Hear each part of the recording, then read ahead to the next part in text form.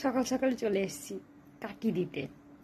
আসলে দেখি আমরা যাদের আমরা প্রচুর হেল্প করি, যাদের অসময়ে আমরা প্রচুর হেল্প করি, হ্যাঁ, তারাই দেখি আমাদের মেরে দেওয়ার পুরো একদম পুরো ডুবিয়ে দেওয়ার প্ল্যান করে কোনে, বা পিষে দেওয়ার প্ল্যান করে, বা করেও দেয়। কিন্তু তাদের দরকারই যারা আমরা লাগি, হুম, যারা দরকারে ব্যবহার করে।